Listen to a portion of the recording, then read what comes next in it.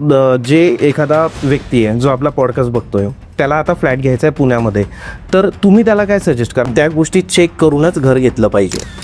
So मला असं वाटतं की 5 गोष्टी खूप महत्त्वाच्या आहेत. LDBPP. L stands for legal clearance. तुम्ही ज्या प्रोजेक्टमध्ये घर घेताय, घर घेताना सगळ्यात पहिलं त्या प्रोजेक्टचा लिगल क्लिअरन्स चेक करा. सेकंड आहे D stands for development plan of that area.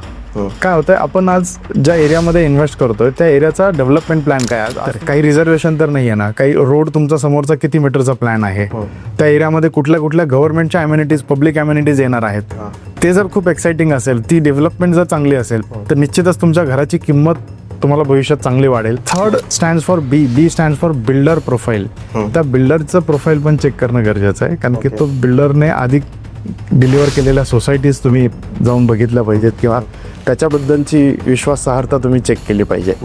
तर मग नेक्स्ट प्लॅन येतो की project plan. P stands for प्रोजेक्टचं प्लॅनिंग कसं आहे की त्या प्रोजेक्टमध्ये वास्तूचं काही तुम्ही क्लिअरन्स घेतलेला आहे का, प्लॉटच्या वास्तूपासून. आता आम्ही ॲज अ स्ट्रॅटेजिक पार्टनर आमचा रोल ॲक्च्युली इथून स्टार्ट होतो. प्रोजेक्ट प्लॅनिंगमध्ये आम्ही खूप इन्व्हॉल्ड होतो. आम्ही पूर्ण काळजी घेतो की प्रोजेक्टच्या प्लॉटची वास्तू ओके आहे का, बिल्डिंगची वास्तू ओके आहे का. तर ह्या सर्व गोष्टी चेक केल्यानंतर आणि सर्वात महत्त्वाची मग शेवटीची गोष्ट राहते ती P स्टँड्स फॉर प्राइस, पैसा. संपूर्ण व्हिडिओ बघण्यासाठी यूट्यूबवर जाऊन बँटर विथ चेतन सर्च करा.